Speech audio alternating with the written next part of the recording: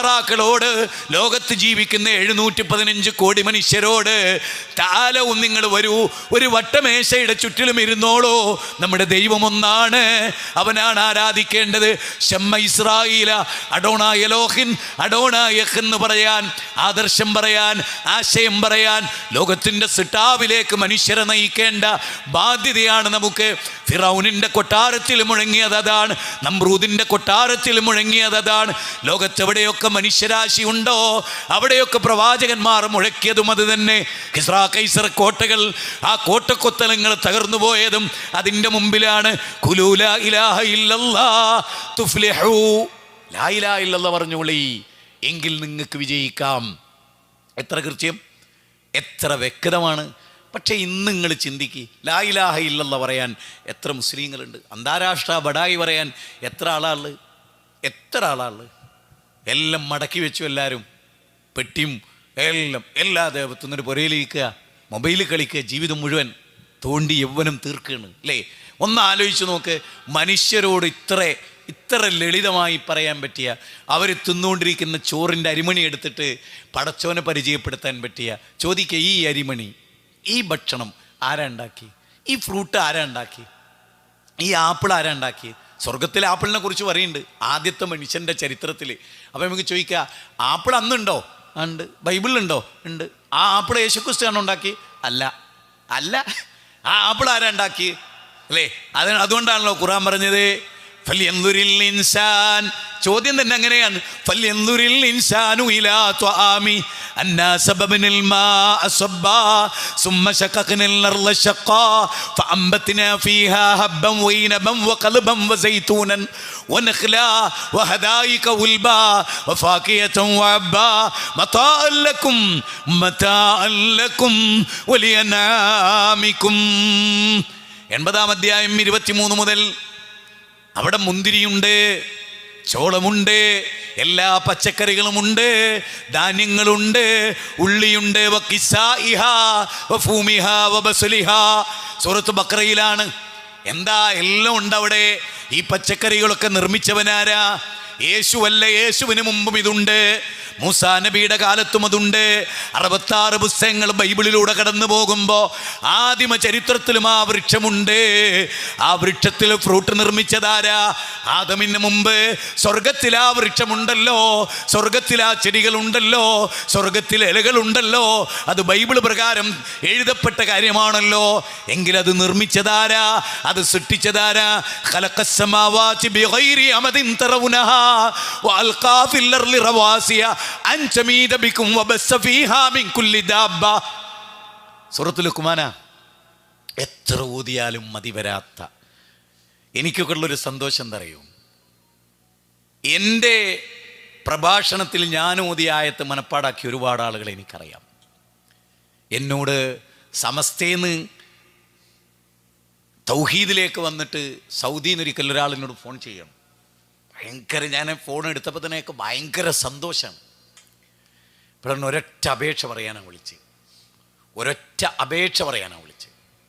ഞാൻ ചോദിച്ചു, എന്താ? മരിക്കുന്നത് വരെ ഖുർആൻ ആയത്ത് ഉദ്ധരിക്കുമ്പോൾ അധ്യായവും വചനവും നിങ്ങൾ പറയാതെ നിങ്ങൾ പ്രസംഗിക്കരുത്.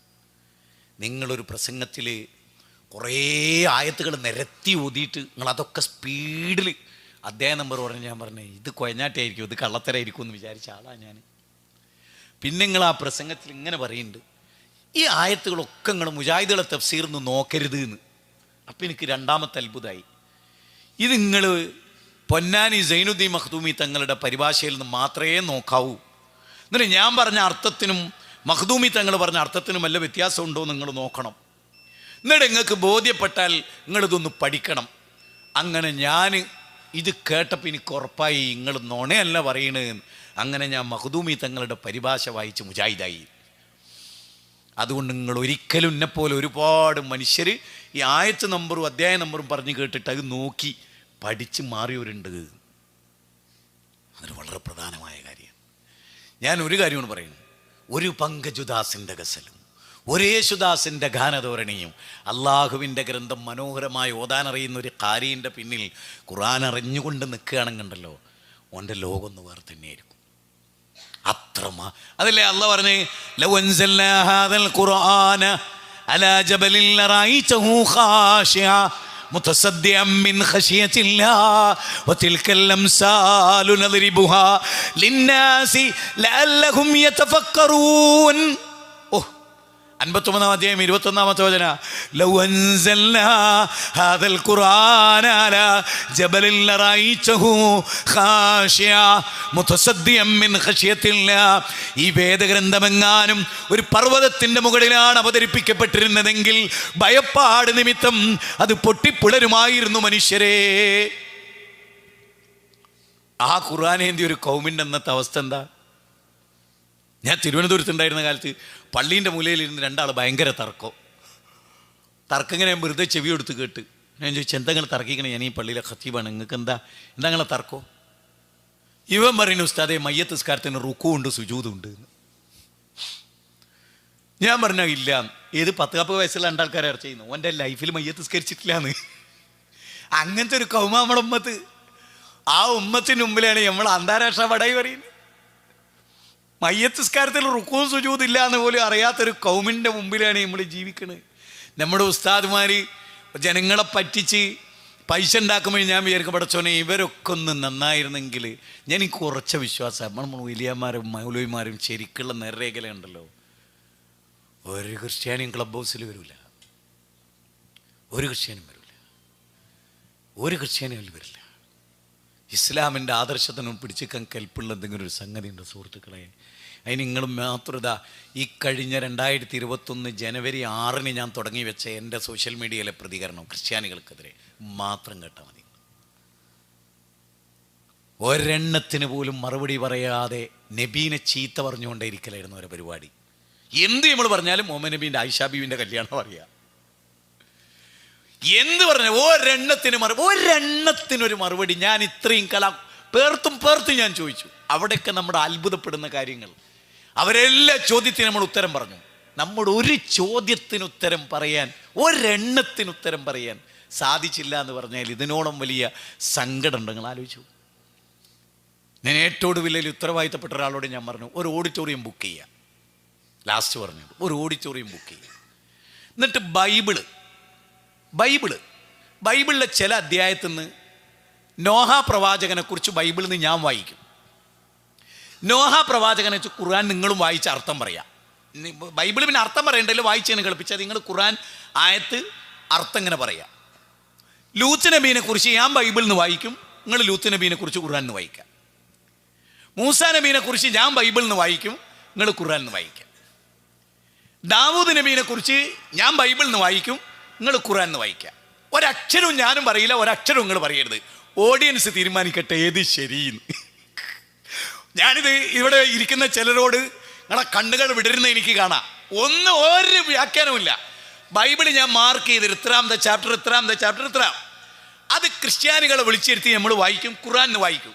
ഖുർആനിലെ നൂഹ് നബി ഉണ്ടോ? കള്ളുടിച്ച് തുണി ഉരിഞ്ഞു വെച്ച് മക്കൾ തുണി ഉടിപ്പിക്കുന്ന ഒരു രംഗം വിവരിക്കുന്ന ഖുർആനിൽ അതാ ബൈബിള് കിടക്കണ്. ദാവൂദ് നബീനെ പറ്റി പറയുമ്പോൾ ഏറ്റവും അള്ളാഹുവിനെ ഭയപ്പെട്ട നബിയാണ് അതിലുള്ളത്. അതുപോലെ സുലൈമാൻ നബീനെ പറ്റി പറയുമ്പോൾ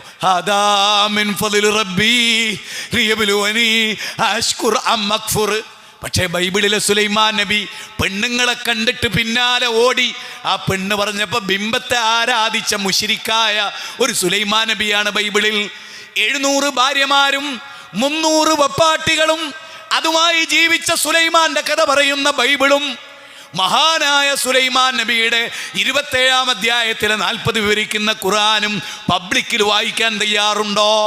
കോട്ടയത്തെ ഒരു മൈതാനം തിരഞ്ഞെടുത്തിട്ട് ഞാൻ ബൈബിൾ വായിക്കാം, നിങ്ങൾ ഖുർആൻ വായിക്കുക, നിങ്ങൾ വ്യാഖ്യാനിക്കരുത്, നിങ്ങളുടെ വക വ്യാഖ്യാനിക്കരുത്, ഞാനും വ്യാഖ്യാനിക്കില്ല, പച്ച മലയാളത്തിൽ വായിക്കുക.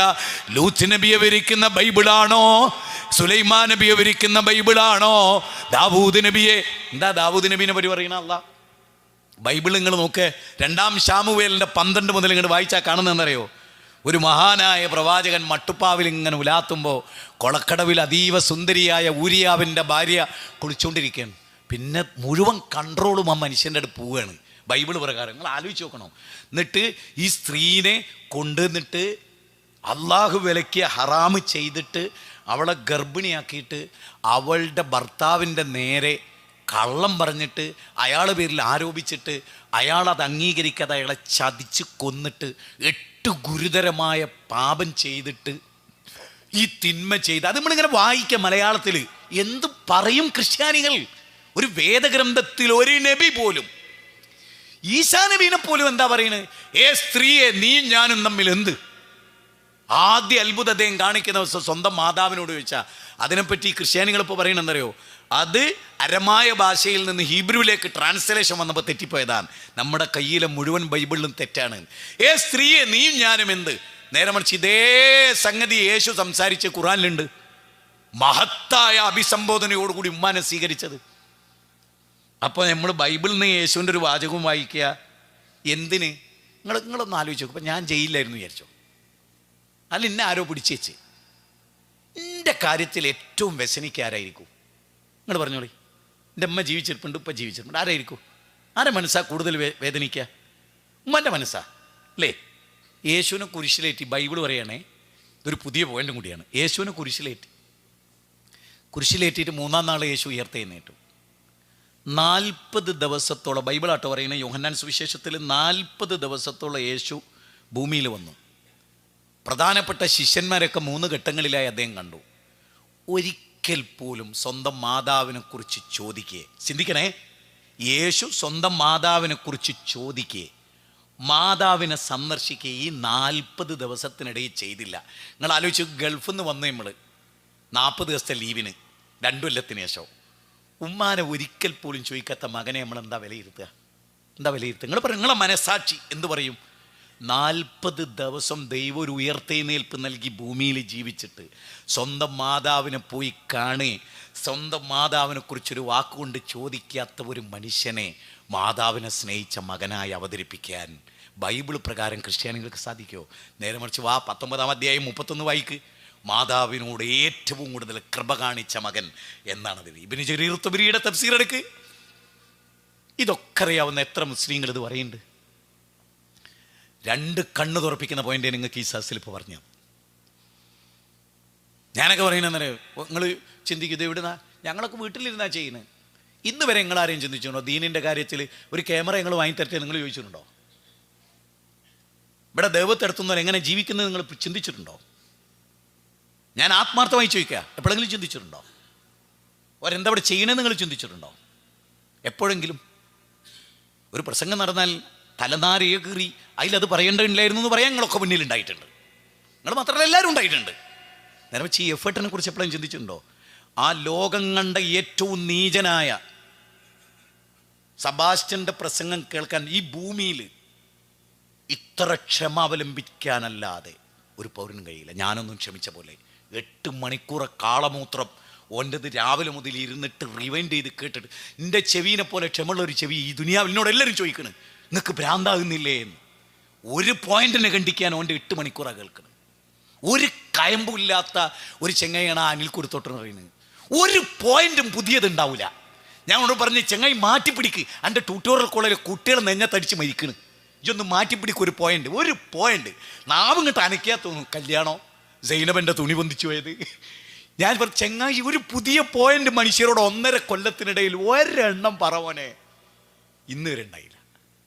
ഞാൻ നിങ്ങളോട് ഇത് പറയുന്നതിനറിയോ? ഈ വെള്ളിയാഴ്ച ഓതുന്ന സൂറത്ത് ഏതാ? സൂറത്ത് കഹ്ഫ്. അതിൻ്റെ 4 ആയത്തൊന്ന് ആദ്യത്തിലൊന്ന് ഓതിയാട്ടെ. പഠിക്കട്ടോ, ആരെയും ബേജാറാക്കാനല്ല, ഒരു കാര്യം പഠിപ്പിക്കാനാ. ഒന്ന് ഓതിയാട്ടെ. അൽഹംദുലില്ലാഹി ലദീ അൻസല അലാ അബ്ദിഹിൽ കിതാബ്. ബാക്കി ഓതി എല്ലാവരും ഓതി.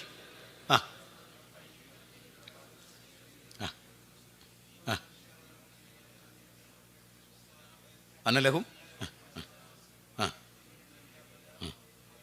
അവിടെ പിടിച്ചോളി. അതൊന്ന് ഓർക്കോതി എല്ലാവരും, അതൊന്ന് ഓർക്കോതി. ഇനിയൊന്ന് അർത്ഥം വെക്കി. വയുൻസിറല്ലദീന, ഒരു കൂട്ടർക്ക് താക്കീത് നൽകാൻ. കാലുത്തഖദല്ലാഹു വലദ, അള്ളാഹ്ക്ക് കുട്ടിയുണ്ട് എന്ന് പറയുന്ന ക്രിസ്ത്യാനിനോട് ദീന് പറയാനാണ് ഈ ഖുർആൻ ഇറക്കിയത്. ഈ ആയത്ത് മനസ്സിരുത്തി വെള്ളിയാഴ്ച ഓതിയിട്ട് ജീവിതത്തിൽ 30 കൊല്ലം ഓതിയോലും ഇവിടെ ഉണ്ടാവും, 50 കൊല്ലം ഓതിയോലും ഉണ്ടാവും. ഈ ആയത്ത് പ്രകാരം തൊട്ടപ്പുറത്ത് ഓഫീസിൽ വർക്ക് ചെയ്യുന്ന ജോർജിനോട് തൗഹീദ് പറയാൻ പോയ ആരുണ്ട് ഇവിടെ? രണ്ട് കാര്യം അള്ളാഹത്തിൽ പറഞ്ഞ്, അൽഹംദുലില്ലാഹില്ലദീ അൻസല അലാ അബ്ദിഹിൽ കിതാബ് വലം യജഅൽ ലഹു ഇവജാ ഖയ്യിമൻ ലിയുൻദിറ ബാസൻ ശദീദ് എന്ന് പറഞ്ഞിട്ട് അല്ലാഹ് പറയാണ്, അമലുസ്സാലിഹാത്തുകൾ പ്രവർത്തിക്കുകയും വിശ്വസിക്കുകയും ചെയ്യുന്നവർക്ക് നല്ല പ്രതിഫലമുണ്ടെന്ന് അറിയിക്കാനും വയുൻദിറല്ലദീന ഖാലു ഇത്തഖദല്ലാഹു വലദാ, അള്ളാഹ്ക്ക് കുട്ടിയുണ്ടെന്ന് പറയുന്ന ജോർജിനോട്, ഏലിയാമ്മയോട്, സബാസ്റ്റ്യനോട്, അനിൽ കൊടിത്തോട്ടത്തോട്, അനിൽ അയ്യപ്പനോട്, അതുപോലെ മറ്റു പലരോടും തൗഹീദ് പറയാൻ, അള്ളാഹ്ക്ക് കുട്ടിയുണ്ടെന്ന് പറയല്ലേ എന്ന് പറയാനാണ്. എന്നിട്ട് ഈ അധ്യായം പഠിച്ച എത്ര മൗലവിമാർ ഇത് പറയുന്നുണ്ട്? എത്ര മൗലവിമാർ പറയുന്നുണ്ട്? ചിന്തിക്കി. കഴിഞ്ഞ വെള്ളിയാഴ്ച ഓതിയില്ലേ? കഴിഞ്ഞ വെള്ളിയാഴ്ച ഞാൻ ഓതുമ്പോൾ ഞാൻ ക്രിസ്ത്യാനോട് തൗഹീദ് പറഞ്ഞിട്ടുണ്ട്. ആലോചിച്ച് നോക്ക് നിങ്ങൾ. എൻ്റെ പ്രിയപ്പെട്ട, ഞങ്ങൾ ഈ ഇത് തുടങ്ങിയതിന് ശേഷം ഡൽഹിയിലാണ് അദ്ദേഹം, കോട്ടയത്തുകാരനാ, മുസ്ലിമൊന്നും ആയിട്ടില്ല. ഓരോ പോയിന്റും ഇപ്പോൾ അദ്ദേഹം എനിക്ക് മെസ്സേജ് അയച്ചിട്ടുള്ളൂ. ഞാൻ ഇങ്ങോട്ട് കയറുമ്പോൾ ആ മെസ്സേജ് ഞാൻ അവിടെ ഇരുന്ന് നോക്കി. നമ്മുടെ ബാധ്യത എന്താ? അതെന്താ നമ്മളെ ഏൽപ്പിച്ചത്? പടച്ചോൻ എന്താ നമ്മളെ ഏൽപ്പിച്ചത്? എന്താ? അബൂ ഹുറൈറ ഓടുകയാണ്, കരയാണ്, നബീൻ്റെ അടുത്തേക്ക് ഓടുകയാണ്. നബിയെ, എല്ലാ ദിവസവും ഞാൻ എൻ്റെ അമ്മനോട്, എൻ്റെ അമ്മനെ എനിക്ക് ഭയങ്കര ഇഷ്ടമാണ് നബിയെ, എല്ലാ ദിവസവും ഞാൻ എൻ്റെ അമ്മനോട്, എൻ്റെ അമ്മ ബൗദ്ധ വിശ്വാസിയാണ് നബിയെ, എല്ലാ ദിവസവും പറയും ഞാൻ എൻ്റെ അമ്മനോട്. നബിയെ, എല്ലാ ദിവസവും പറഞ്ഞാൽ നബിയെ, ഞാൻ അള്ളാഹിനെ പറ്റും ദീനിനെ പറ്റും പറഞ്ഞാൽ എൻ്റെ അമ്മ ചെയ്യുക അനിൽ കൊടിത്തോട്ടത്തിൻ്റെ മാതിരിയാണ്, നിങ്ങൾ ചീത്ത അറിഞ്ഞാളോ. അത് പണ്ടേ ഉള്ളതാ. എന്ത് വിഷയം പറഞ്ഞാലും നബീനെ ചീത്ത അറിഞ്ഞാൽ മുസ്ലിങ്ങൾക്ക് വേദനിക്കുന്നവർക്കറിയാം. അതിന്നെ നബിയെ, ഇന്ന് ഞാൻ അള്ളാഹിനെ കുറിച്ച് പറഞ്ഞപ്പോൾ നിങ്ങൾ ചീത്ത അറിയുക ചെയ്യുന്നത്. കാരണം എനിക്ക് പ്രകോപനം ഉണ്ടാണ്, നിങ്ങൾ ചീത്ത അറിയണം. അത് എൻ്റെ അമ്മക്ക് നല്ലോണം അറിയാം. അതുകൊണ്ട് എൻ്റെ അമ്മ നിങ്ങളൊന്ന് പുളിച്ച തെറിയാ പറഞ്ഞത്, എനിക്ക് സഹിക്കാൻ പറ്റുന്നില്ല. എൻ്റെ അമ്മക്ക് വേണ്ടി നിങ്ങളൊന്ന് കയ്യുയർത്തി ദുആ ചെയ്യും നബിയെ. കാരുണ്യത്തിൻ്റെ തിരുദൂതർ, വമാ അർസൽനാക ഇല്ലാ റഹ്മത്തൽ ലിൽ ആലമീൻ. ആ കാരുണ്യത്തിൻ്റെ തിരുദൂതർ രണ്ട് കൈ ഉയർത്തി ദുആ ചെയ്തു. അബൂ ഹുറൈറ വീട്ടിലോട്ട് മടങ്ങിപ്പോയി. വീട്ടിൽ ചെല്ലുമ്പോൾ കുളിമുറിയിൽ നിന്ന് വെള്ളം ഇങ്ങനെ വീഴാണ്. ഉമ്മ കുളിക്കുക, വാതിലൊക്കെ അടച്ചിട്ടുണ്ട്. ആ ഡോറിൻ്റെ അടുത്ത് ഇങ്ങനെ വെയിറ്റ് ചെയ്യുക. ഉമ്മാനെ വിളിച്ച് കുളിയൊക്കെ കഴിഞ്ഞ് ഉമ്മ പുറത്തോട്ട് വന്ന് വാതിലുറന്നു. മകൻ വലിയ സന്തോഷത്തോടെ കൂടി ഉമ്മൻ്റെ അടുത്ത് വന്നു. അങ്ങനെ ഉമ്മ പറഞ്ഞു, മോനെയോടൊക്കെ ഞാൻ ഡ്രസ്സൊക്കെ ഒന്ന് മാറ്റി വരട്ടെ. അങ്ങനെ ആ ഉമ്മ ഷഹാദത്ത് കലിമ ഉറക്കെ ചെല്ലുകയാണ്. ഇതിങ്ങനെ കേട്ടിട്ട് അബൂ ഹുറൈറ പിന്നൊന്നും മിണ്ടില്ല, തിരിച്ചോടുകയാണ്, നബീൻ്റെ അടുത്തേക്ക് ഓടുകയാണ്. അള്ളാഹുവിൻ്റെ റസൂലേ, അങ്ങയുടെ പ്രാർത്ഥന കബൂൽ ചെയ്ത് നബിയെ, എൻ്റെ അമ്മ ഇസ്ലാം സ്വീകരിച്ചു. എന്തോ ഒരു സന്തോഷമായിരുന്നു ഇല്ലേ അത്? നമുക്കുണ്ട് അങ്ങനെ സന്തോഷം. നമുക്ക് കിട്ടിയ വെളിച്ചം. ഞാനിന്ന് ഇങ്ങോട്ട് കയറി വരുമ്പോൾ ഒരാളിൻ്റെ ചെവിയിൽ പറഞ്ഞ്, ഒരു ചെറുപ്പക്കാരൻ, പ്രവാചകൻ സ്നേഹം പ്രമാണങ്ങളില്ലെന്ന നിങ്ങളുടെ വിഷയം കേട്ട് അള്ളാഹു നിങ്ങൾ കാരണമാക്കി വെളിച്ചം തന്ന ഒരാളാണ് കേട്ടോ ഞാൻ എന്ന് പറയുമ്പോൾ നമുക്ക് കിട്ടുന്ന ഒരു സന്തോഷമല്ലേ? കോടികൾ കൊടുത്താൽ കിട്ടാത്ത, എത്ര രാജ്യങ്ങൾ വെട്ടിപ്പിടിച്ചു കൊടുത്താലും കിട്ടാത്ത, ആയിരക്കണക്കിന് വീടുകൾ വെച്ചു കൊടുത്താൽ കിട്ടാത്ത നിർവൃതി. ഇന്നക ലാ തഹ്ദി മൻ അഹ്ബബ്ത വലകിന്നല്ലാഹ യഹ്ദി മൻ യശാ. സൂറത്ത് ഖസസില 56-ാമത്തെ വചന 28-ാം അധ്യായ. ആ രംഗം മനസ്സിലൊന്നും ഉണ്ടോ നോക്കിയേ. ഒരു ജൂതക്കുട്ടി മരിക്കാൻ കിടക്കുക, നബി ഓടുക, നബിക്ക് ഖിദ്മത്ത് എടുത്ത കുട്ടിയാ. ഓടി നബി ആ വീട്ടിൽ ചെന്നു. ആ വീട്ടിൽ ചെന്നിട്ട് അവിടെ ഇരുന്നു, തലഭാഗത്തിരുന്നു. ജൂതനായ കുട്ടി രോഗം കൊണ്ട് മൂർധന്യത്തില. ആ കുട്ടിയുടെ അടുത്ത് ഇരുന്നിട്ട്, മോനെ ലാ ഇലാഹ ഇല്ലല്ലാഹ് പറയും, മോനെ ഒന്ന് ലാ ഇലാഹ ഇല്ലല്ലാഹ് പറ. രോഗത്തിന്റെ മൂർധന്യത്തിൽ ഈ കുട്ടി ഉപ്പാന്റെ മുഖത്തേക്ക് നോക്കും. വീണ്ടും റസൂൽ പറയും, ലാ ഇലാഹ ഇല്ലല്ലാഹ് പറ മോനെ. വീണ്ടും ഈ ജൂതക്കുട്ടി ഉപ്പാന്റെ, അവന്റെ പിതാവിന്റെ മുഖത്തേക്ക് നോക്കും. അവസാന ഉപ്പ പറഞ്ഞു, അബുൽ ഖാസിം പറയുന്നത് പോലെ പറ മോനെ, അബുൽ ഖാസിം പറയുന്നത് ചെയ്ത മോനെ, ലാ ഇലാഹ ഇല്ലല്ലാഹ് വ അന്ന മുഹമ്മദർ റസൂലുള്ളാഹ് എന്ന കലിമത്ത് ഷഹാദ കുട്ടി ഉച്ചരിച്ചപ്പോ ഗദ്ഗദകണ്ഠനായി കരഞ്ഞ് സന്തോഷത്തിന്റെ അശ്രുബിന്ദുക്കൾ കണ്ടടങ്ങളിൽ നിന്ന് താടിരോമങ്ങളിലൂടെ ചാലിട്ടൊഴുകി ആകാശത്തേക്ക് കൈയുയർത്തി, വമാ അർസൽനാക ഇല്ലാ റഹ്മത്തൽ ലിൽ ആലമീൻ. ആ ലോകഗുരു അല്ലാഹുവേ, നരകത്തിന്റെ അഗ്നിനാളങ്ങളിൽ നിന്ന് ഈ ജൂതക്കുട്ടിയെ രക്ഷപ്പെടുത്തിയ അല്ലാഹുവേ, നിനക്ക് സ്തുതി എന്ന് പറഞ്ഞ ആ തിരുദൂതരുടെ അനുയായികളെ നാം എവിടെ? അതേ റസൂലുള്ള മൂത്താപ്പൻ്റെ അടുത്ത് പോയി നിൽക്കുകയാണ്. ഒന്ന് ലാ ഇലാഹ ഇല്ലല്ലാഹ് പറ മൂത്താപ്പ. ചുറ്റിലും ആളുകൾ, മുശ്രിക്കുകൾ, നേതാക്കന്മാർ. ഒന്ന് ലാ ഇലാഹ ഇല്ലല്ലാഹ് പറ മൂത്താപ്പ. അവസാനത്തിൽ ശിർക്കിന്റെ വാചകങ്ങൾ ഉച്ചരിച്ച് കുഫറിലായി മൂത്താപ്പ മരിക്കുമ്പോ കരഞ്ഞു. അപ്പൊ അല്ലാഹു ജിബ്രീലിനെ പറഞ്ഞയച്ചു, എന്റെ പ്രവാചകന്റെ കൽബ് പിടച്ചിരിക്കുന്നു ജിബ്രീൽ, ചെല്ലു. ഇന്നക ലാ തഹ്ദീ മൻ അഹ്ബബ് വലാകിന്നല്ലാഹ യഹ്ദീ മൻ യശാ. നബിയേ, താങ്കൾ എത്ര മുഹബ്ബത്ത് വെച്ചാലും, താങ്കൾ എത്ര മേൽ പിരിശം വെച്ചാലും ഹിദായത്ത് കൊടുക്കൽ താങ്കൾക്ക് കഴിയില്ല നബിയേ.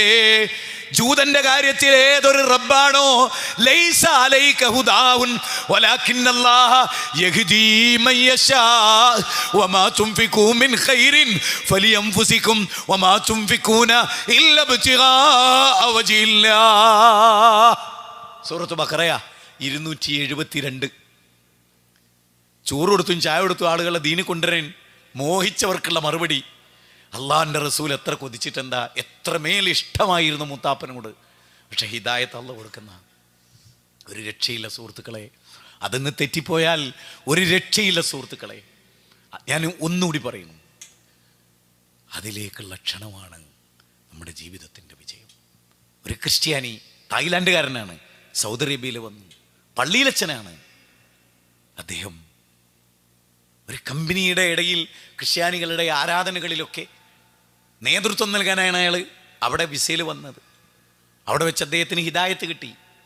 തായ്ലാൻഡുകാരനാണെന്നാണ് ഞാൻ എത്രയോ വർഷങ്ങൾക്ക് മുമ്പ് വായിച്ചൊരു പുസ്തകത്തിൽ, സൗദി അറേബ്യയുടെ ലജ്നത്തുദ്ദായിമ ഇറക്കിയൊരു പുസ്തകത്തിലാണ് ഞാനത് വായിച്ചത്. അയാളുടെ നാട്ടിലേക്ക് മടങ്ങിപ്പോയി ഇസ്ലാമായതിനു ശേഷം. അയാൾക്ക് കിട്ടിയ വെളിച്ചം അയാൾ പറയാൻ തുടങ്ങി, മടിയില്ലാതെ, ഭയപ്പാടില്ലാതെ. 4000 ആളുകൾ അദ്ദേഹം മുഖാന്തരം ഇസ്ലാമിലേക്ക് വന്നു. പറയൂ, ഇവിടെ ഇരിക്കുന്നവർ പറയൂ, എന്തുണ്ട് അല്ലാഹുവിൻ്റെ മുമ്പിൽ സമ്പാദ്യമായി? എന്തുണ്ട്? എനിക്ക് ഏറ്റവും ഇഷ്ടപ്പെട്ട ഒരു ടീച്ചറെ, ഒരു മുസ്ലിം ടീച്ചറാണ്, എൻ്റെ മക്കളെ പഠിപ്പിക്കുന്ന ടീച്ചറാണ്. ഞങ്ങൾ ഒരുപാട് കാര്യങ്ങൾ ഞാൻ മനസ്സ് തട്ടി വായിച്ച് ഞാൻ അവരോട് പറഞ്ഞു, ഞാൻ വരും, മക്കളെയും കൊണ്ട് ഞാൻ വരും, ഒരുപാട് സംസാരിക്കണം നമുക്ക്. സായി ഭക്തരാണ് അവരുടെ മാതാവും പിതാവും. ഞാൻ മുമ്പ് സംസാരിച്ചിട്ടുണ്ട്, എന്നെ അവർക്കറിയാം, നല്ലോണം അറിയാം. ഞാൻ പറയുന്നത്, നമ്മുടെ ചുറ്റുവട്ടത്ത് ജീവിച്ച ഗണേശനും സുരേന്ദ്രനും ലില്ലി ചേച്ചിയും നാളെ മഹ്ശറിയിൽ നമുക്കെതിരെ സാക്ഷ്യം വഹിക്കുന്ന രംഗത്തെ എങ്ങനെ നമ്മൾ താങ്ങും? നിങ്ങൾ ആലോചിച്ച് നോക്ക്, എങ്ങനെ നമ്മൾ താങ്ങും? ഏറ്റവും ചുരുങ്ങിയത് ഈ ഉള്ളവനൊക്കെ പ്രസംഗിച്ച പ്രസംഗത്തിൻ്റെ പ്രസക്ത ഭാഗം ക്ലിപ്പായിട്ടെങ്കിലും നിങ്ങൾക്ക് ഫോർവേഡ് ചെയ്ത് കൊടുത്തൂടെ? നിങ്ങളുടെ കൂട്ടുകാർക്ക് എന്താ മടി? മരുന്ന് നമ്മൾ എത്തിച്ചു കൊടുക്കുന്നു, ഭക്ഷണം നമ്മൾ എത്തിച്ചു കൊടുക്കുന്നു, കിറ്റ് നമ്മൾ എത്തിച്ചു കൊടുക്കുന്നു. പക്ഷെ അവർ നാളെ പറയും, വിശ്വത്തിന്റെ ബഷീറും സുബൈറും എൻ്റെ കൂട്ടുകാരായിരുന്നു നാഥാ. പക്ഷെ ഒരിക്കൽ പോലും ഈ സന്ദേശം അവരെത്തിച്ചെന്നില്ല. അങ്ങനത്തെ ഒരു ലോകം വരാനുണ്ട്, ഉറപ്പായിട്ടുമുണ്ട്. അർണോൾഡ് ടോയംബി, മാത്യു അർണോൾഡിന്റെ പ്രീച്ചിങ് ഓഫ് ഇസ്ലാം, അതിൽ അദ്ദേഹം പറയാണ്, ഹജ്ജത്തുൽ വിദാഇലെ ഖുതുബത്തുൽ വിദാഇൽ, അല്ലെങ്കിൽ അറഫ പ്രസംഗത്തിൽ നബി സല്ലല്ലാഹു അലൈഹി വസല്ലം 1.25 ലക്ഷത്തോളം വരുന്ന സഹാബത്തിനെ അഭിസംബോധന ചെയ്തു. അല ഫല്ലുബല്ലി ഷാഹിദിൽ ഗായിബ, ഇവിടെ ഹാജറുള്ളവർ ഇത് ഹാജറില്ലാത്തവർക്ക് എത്തിച്ചു കൊടുക്കട്ടെ.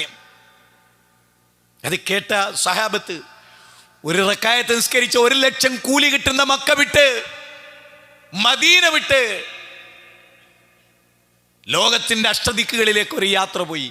പാതയമില്ലാതെ, ദിഭാഷികളില്ലാതെ, ദുർഘട ബാധ താണ്ടിക്കടന്ന് മഹാന്മാരായ സാബിമാരുടെ ഖബർ ലോകത്തിന്റെ പല ഭാഗത്തുമാണ്. അവർ ഈ വെളിച്ചവുമായി കടന്നു ചെന്നു.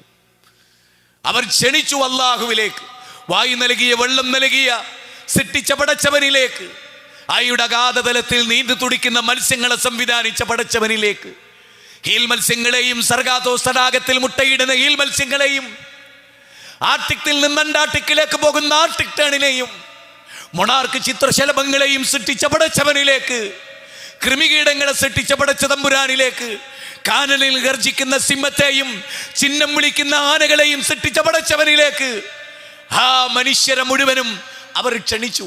നമ്മളോ? മനുഷ്യനെന്ന മഹാബുദ്ധിജീവി, കല്ലും മുള്ളും മുരടും മൂർഖൻ പാമ്പും കാതിരക്കുട്ടിയും ആരാധിക്കുന്ന മനുഷ്യ സൃഷ്ടി, വിവേകം നഷ്ടപ്പെട്ടു പോയ മനുഷ്യ സൃഷ്ടി. അതുകൊണ്ട് ഓർക്കണം. നിങ്ങൾ എന്താ വിചാരിച്ചേ? നിങ്ങൾ ഈ ജെൻഡർ യൂണിഫോം വന്നല്ലോ, ന്യൂട്രാലിറ്റി എപ്പോഴുണ്ടായത്? 2 കൊല്ലം പാകപ്പെടുത്തിയ കുട്ടികളെ സ്കൂളിലേക്ക് അവിടെ കൊണ്ടുവന്നിട്ട് കൊടുക്കുകയത്. അതുകൊണ്ടല്ല മുസ്ലിം കുട്ടികളെല്ലാവരും ഞങ്ങൾക്ക് കംഫർട്ടബിൾ ആണെന്ന് പറഞ്ഞേ അത് പറയിപ്പിക്കാൻ 2 കൊല്ലം അടുത്ത്. ഞങ്ങളോട് ഞാൻ ആത്മാർത്ഥ അയച്ചു, ചില കൈകൾ നിങ്ങൾ പൊന്തിച്ചേ പറ്റൂ. കഴിഞ്ഞ 2 കൊല്ലം കൊണ്ട് വൈഫൈ കണക്ഷൻ എടുത്തോലൊക്കെ ഒന്ന് കൈയൊന്തിക്ക്. പൊന്തിച്ചൂടി തട്ടിപ്പൊന്നും വേണ്ട. അപ്പോൾ 2 കൊല്ലത്തിന് മുമ്പേ വൈഫൈ ഉള്ളല്ലോ, ബാക്കിയുള്ളവരൊക്കെ ആണ് ക്ലിയറായി. മാഷാ അല്ലാഹ്, അങ്ങനെ നല്ല കുട്ടികളായിട്ട് വരി. വെളുക്കാൻ തേച്ച് വേണ്ടായില്ലേ? ഞാൻ എൻ്റെ ജീവിതത്തിൽ ആദ്യമായിട്ടാണ് വൈഫൈ കണക്ഷൻ. കഴിഞ്ഞൊരു കൊല്ലം ഞാൻ പിടിച്ചു നോക്കി കുട്ടികളെ പല കൊല്ലത്തിലും. ഇപ്പം എൻ്റെ തീരുമാനം എന്താ അറിയോ? സ്കൂൾ അടച്ചിട്ടിടുമ്പോൾ കുഴപ്പമില്ല, നെറ്റിലൂടെ പഠിക്കൂലേനി. ഞാൻ എൻ്റെ മക്കളെ മീറ്റിംഗ് കൂടി തീരുമാനിച്ചു.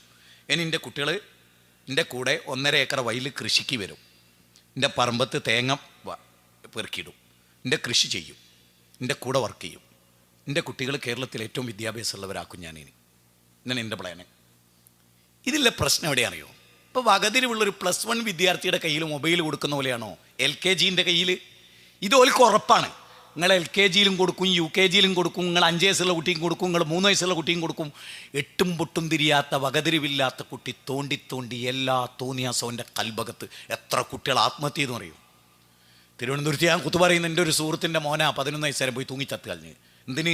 ഇതിൽ കളിച്ച് പ്രാന്ത് മൂത്തിട്ട് ഒന്ന് ഞെട്ടിച്ച്. ആ ഞെട്ടിച്ചതിൻ്റെ പേരിൽ ഞാൻ ഒന്നുകൂടി പറയുന്നു, എട്ടും പൊട്ടും തിരിയാത്ത മക്കളെ ഓൺലൈനിൽ പഠിപ്പിച്ചിട്ട് എത്ര കുട്ടികൾ മാനസിക രോഗികളായിപ്പോയെന്നറിയോ?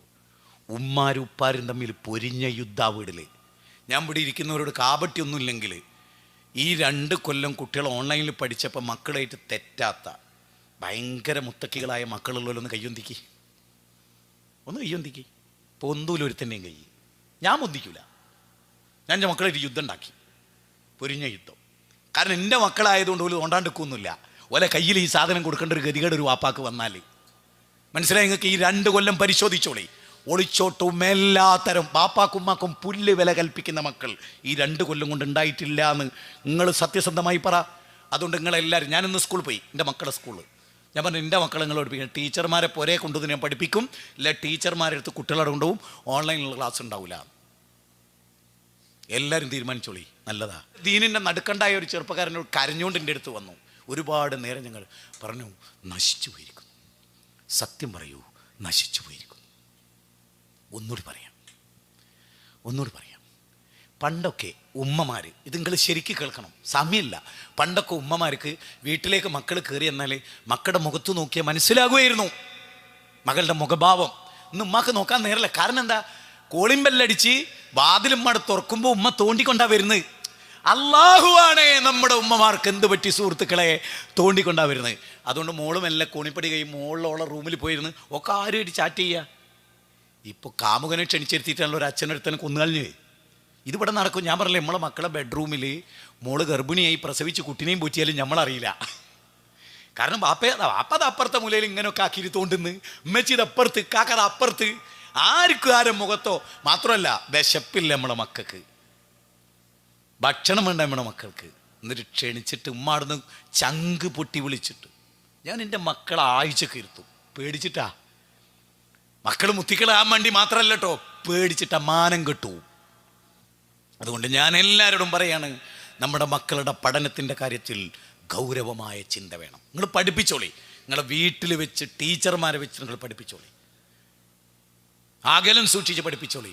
ഈ മൊബൈൽ നമ്മുടെ മക്കളെ കയ്യിൽ കൊടുത്താൽ നിങ്ങൾ എന്നെ ചിന്തിക്ക്, 7 മക്കളെ കയ്യിൽ മൊബൈൽ കൊടുക്കുന്നൊരു ബാപ്പാക്ക് ഈ മക്കളെ 7 ആളെ കൂടെ ഇരിക്കാൻ പറ്റുമോ?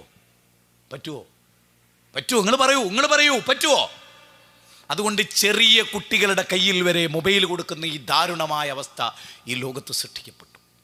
നിങ്ങൾ ഒരു കാര്യം കുറിച്ചു, 40-50 കൊല്ലത്തിനിടയിൽ ഇത്രമേൽ മക്കൾ മൊബൈലിന് അടിമപ്പെട്ട ഒരു ചരിത്രം പോലെ, ഈ 2 കൊല്ലം നിർമ്മിച്ച പോലെ 50 കൊല്ലം പരിശ്രമിച്ചാൽ ലിബറകൾക്ക് സാധിക്കാത്തത് 2 കൊല്ലം കൊണ്ടുപോലും നേടിയേ.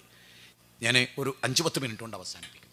3-ാമത്തെ കാര്യം, നമ്മുടെ കുടുംബജീവിതം. നമ്മളൊക്കെ ഇവിടെ ജീവിക്കുന്നു. എന്താ നമ്മുടെ ഭാര്യയായിട്ടും മക്കളായിട്ടൊക്കെ നമ്മുടെ ഒരു അവസ്ഥ എന്താ? നമ്മൾ പരിശോധിക്കപ്പെടേണ്ടത് നമ്മുടെ മക്കൾ എന്ന്. നമ്മൾ നമസ്കരിക്കുന്ന നമ്മുടെ മക്കൾ കാണുന്നുണ്ടോ? നമ്മൾ ഖുർആൻ ഓതുന്ന നമ്മുടെ മക്കൾ കാണുന്നുണ്ടോ? നമ്മൾ ശരിക്കും മക്കളെ പള്ളിയിലേക്ക് കൊണ്ടുവരുന്നുണ്ടോ? അപ്പോൾ പല ആളുകളും സ്വയം നിസ്കരിക്കുന്നവരാണ്, ജമായത്തിന് വരുന്നവരാണ്. പക്ഷെ ഭാര്യ നിസ്കരിച്ചോ മക്കൾ നിസ്കരിച്ചോ എന്ന് അവരെ വിളിച്ചോണത്തി നിങ്ങൾ ജമായത്തായിട്ട് നിസ്കരിച്ചോളൂ ഇവിടുന്ന് വീട്ടിൽ നിന്ന് പറയുന്ന എത്ര ആളുണ്ട്? ചെറിയ കുട്ടികൾ ഒരു 5 വയസ്സ് കഴിഞ്ഞ് 6 വയസ്സ് കഴിഞ്ഞ് 7ലേക്ക് എത്തുമ്പോൾ മക്കളെ കൈപിടിച്ച് പള്ളിയിൽ വരുന്ന എത്ര ആളുകളുണ്ട്? ചെറുപ്പത്തിലെ മക്കൾക്ക് ദീന് പഠിപ്പിച്ചു കൊടുക്കുന്ന എത്ര ആളുണ്ട്? മഹാനായ ഷെയ്ഖ് ജീലാനി അദ്ദേഹത്തിൻ്റെ ഉമ്മ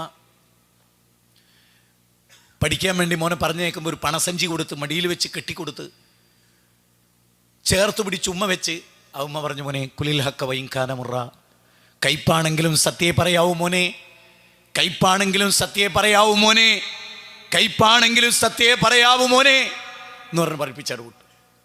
ഒരു കൊള്ളക്കാരൻ്റെ പിടുത്തത്തിൽ ഈ കുട്ടി വന്നു. എന്താ എൻ്റെ അടുത്തുള്ളത് ചോദിച്ചു. എൻ്റെ അമ്മ തന്നെ ഒരു പണക്കിയുണ്ട്, ഇങ്ങോട്ട് എടുക്കുകയാരനാട് കൊടുത്ത് ആ കുട്ടി കൂളായിട്ട് നടന്നുപോയി. തിരിച്ച് ആ കുട്ടീനെ വിളിച്ചുകൊണ്ട് വന്നു. എൻ്റെ നേതാവ് ചോദിച്ചു, മോനെ എത്രയോ ആളുകളെ ഞങ്ങൾ കൊള്ള ചെയ്തിട്ടുണ്ട്, ഇത്ര സത്യസന്ധനായൊരു കുട്ടിനെ ഞങ്ങൾ കണ്ടിട്ടില്ല. മോനെ എന്താ നിൻ്റെ ക്വാളിറ്റി? പറഞ്ഞു, എനിക്ക് നല്ലൊരു ഉമ്മ ഉണ്ട്, ആ ഉമ്മ എന്നെ പഠിപ്പിച്ചതാണ് കള്ളം പറയരുത്. ഞാൻ ചോദിച്ചോട്ടെ, ഇവിടെ ഒരുപാട് അധ്യാപകരുണ്ടാവും ചിലപ്പോൾ. വിദ്യാഭ്യാസത്തിന് നിർവചനം നൽകി ഏതെങ്കിലും ഒരാൾ ജോലിക്കാണ് വിദ്യാഭ്യാസം എന്ന് പറഞ്ഞാൽ നിങ്ങൾ കാണിച്ചു തരുമോ? ഒരു 30 കൊല്ലങ്ങൾക്ക് മുമ്പ്, ഇപ്പോഴത്തെ അവിടെ കട്ടെ, ഒരു 30 കൊല്ലത്തിന് എപ്പുറത്ത് അവിടെ കട്ടെ, ഒരു 30 കൊല്ലത്തിന് മുമ്പ് വിദ്യാഭ്യാസത്തെക്കുറിച്ച് പ്ലാറ്റോ, അരിസ്റ്റോട്ടിൽ, ഗാന്ധിജിയൊക്കെ പറഞ്ഞിട്ടുണ്ട്. ഒരു നല്ല മനുഷ്യനെ സൃഷ്ടിച്ചെടുക്കുന്ന സൃഷ്ടിപ്രക്രിയയുടെ പേരാ. ഞാൻ അതുകൊണ്ടൊന്നുകൂടി പറയുന്നു, ഏറ്റവും കൂടുതൽ വിദ്യാഭ്യാസമുണ്ട് സ്ത്രീകൾക്കാണ്, ഏറ്റവും കൂടുതൽ പഠിക്കേണ്ടത് സ്ത്രീകളാണ്. അത് ജോലിക്കാണെന്നുള്ള ഏറ്റവും ചുരുങ്ങിയൊരു വൃത്തത്തിലേക്ക് ഒതുങ്ങാണ്ടെക്കാന്ന് വെച്ചാൽ മതി. ഒരു വീടിൻ്റെ കടാവളക്കാണ് ഒരു സ്ത്രീ.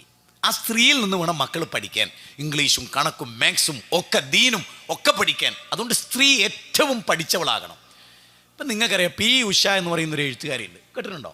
പി ഉഷ 10-600 കുട്ടികളെ പോറ്റുന്ന ഒരു സാമൂഹ്യ പ്രവർത്തകയാണ് അവർ. ഈ പി ഉഷയെ സ്കൂൾ അധികൃതർ ഒരിക്കൽ വിളിക്കുക. ഈ സ്കൂളിലെ പല പെൺകുട്ടികളും 4 മണിക്ക് സ്കൂൾ വിട്ടാൽ വീട്ടിൽ പോകുന്നില്ല, 7 മണിയാവും ഈ കുട്ടികൾ സ്കൂളിൽ പോകാൻ. ഇനി ഞാൻ പറയുന്നത്, മനസ്സ് തട്ടിവിടിയിരിക്കുന്ന സ്ത്രീകളോട്, ഉമ്മമാരോട്, ഇതുവരെ പറഞ്ഞ പോലെയല്ല ഈ പറയുന്നത്. ഈ കുട്ടികൾ സ്കൂൾ പോകാതെ, അല്ല സ്കൂളിൽ നിന്ന് വീട്ടിൽ പോകാതെ 7 മണിക്കാണ് പോകണമെന്ന് കേട്ടപ്പോൾ പി ഉഷനെ വരുത്തിച്ചു. കുട്ടികളായിട്ട് നന്നായി സംസാരിക്കുന്ന ഒരു സ്ത്രീയാണ്. അപ്പോൾ അവർ കുട്ടികളായിട്ട് സംസാരിച്ച പെൺകുട്ടികൾ പറഞ്ഞു, ഞങ്ങൾ SLCക്കും +1നും +2നും ഒക്കെ പഠിക്കുന്ന കുട്ടികളാണ്, ചെറിയ കുട്ടികളൊന്നുമല്ല ഞങ്ങളുടെ അച്ഛനും അമ്മയും ജോലിക്ക് പോകും. അമ്മ 7 മണിക്കാണ് വരുന്നത്, അച്ഛൻ രാത്രിയാണ് വരുന്നത്. പലപ്പോഴും അച്ഛൻ്റെ മുഖം പോലും ഞങ്ങൾ കാണാറില്ല. ചിലപ്പോൾ ഞങ്ങൾ എഴുന്നേൽക്കുന്നതിന് മുമ്പ് അച്ഛൻ പോവുകയും ചെയ്യും. 7 മണിക്ക് ഷാർപ്പാണ് അമ്മ വരുന്നത്. ഞങ്ങൾ ആദ്യ നാളിലൊക്കെ സ്കൂളിൽ പോകുന്ന സമയത്ത് ചില ആൺകുട്ടികളൊക്കെ, പരിസരത്തൊക്കെ ഉള്ള ആൺകുട്ടികൾ ഇവിടെ വരും. എന്താ മോളെ നീ ഇവിടെ, അച്ഛനുണ്ടോ അമ്മയുണ്ടോ എന്നൊക്കെ ചോദിക്കും. അച്ഛനും അമ്മയും ജോലിക്ക് പോയതാണെന്ന് നിഷ്കളങ്കമായി ഞങ്ങൾ പറഞ്ഞു. പിന്നീട് അവർ ചോക്ലേറ്റൊക്കെ ആയിട്ട് അവർക്ക് ഉറപ്പാണ് 7 മണിയായിട്ടല്ലാതെ അമ്മ അവിടെ വരില്ല. അങ്ങനെ പലപ്പോഴും ഞങ്ങളെ പീഡിപ്പിക്കാനുള്ള ശ്രമം വീട്ടിൽ നടക്കുന്നു. അതുകൊണ്ട് അമ്മയും അച്ഛനും ഇല്ലാത്ത വീട്ടിൽ പോകാൻ ഞങ്ങൾക്ക് പേടിയാണ്. ഞാൻ എല്ലാവരോടും ആത്മാർത്ഥമായിട്ട് പറയാണ്, വീട്ടിലോട്ട് മക്കൾ കയറി വരുമ്പോൾ സ്വീകരിക്കാൻ ഉമ്മമാരില്ലാത്ത മക്കൾ, ബാപ്പയമ്മയില്ലാത്ത വീട്ടിൽ കഴിയുന്ന മക്കൾ, ബാപ്പയമ്മയും സ്നേഹിച്ചിട്ടില്ലാത്ത മക്കൾ, അവർ കേടുവന്നു പോകും. എനിക്ക് തീവ്രമായി പറയാൻ ഒരുപാട് സംഗതികൾ ഈ രംഗത്തുണ്ട്, സമയക്കുറവുണ്ട്, ഞാൻ പറയുന്നില്ല. പക്ഷേ വളരെ വളരെ ഗൗരവമായി ഞാൻ പറയാണ്, ഉമ്മ വീട്ടിലുണ്ടാവണം. നിങ്ങൾ ജോലിക്കൊക്കെ പോയിക്കോളൂ, പക്ഷേ നിങ്ങളെ മക്കൾ വരുമ്പോൾ നിങ്ങൾ വീട്ടിലുണ്ടാവണം. ഇല്ലെങ്കിൽ സംഭവിക്കാൻ പോകുന്നത് എന്താ? വീട്ടിൽ വന്നു, മക്കൾ ആ ബാഗൊക്കെ മുറ്റത്തേക്ക് വലിച്ചെറിഞ്ഞ് അപ്പുറത്ത് കാത്തിക്കുന്ന ചെക്കൻ്റെ കൂടെ പോയി ഓൻ കൊടുത്ത കഞ്ചാവ് നുണഞ്ഞു. ആരാ കാരണം? ഈ ഉമ്മയാണ് കാരണം. ഉറപ്പിച്ചോളി, ഈ ഉമ്മയാണ് കാരണം. മക്കൾ കേടുവരുന്നുണ്ടെങ്കിൽ അയാൾ അയൽപ്പക്കത്ത് പോവും, അവരപ്പുറത്ത് പോവും, ഈ സമയം നോക്കി മറ്റു പലരും വരും. മാത്രമല്ല, നമ്മുടെ മക്കൾ ഉമ്മ 7 മണിക്കേ വരൂ എന്ന് ഉറപ്പിച്ച് കാമുകനെ വിളിച്ചു വരുത്തും.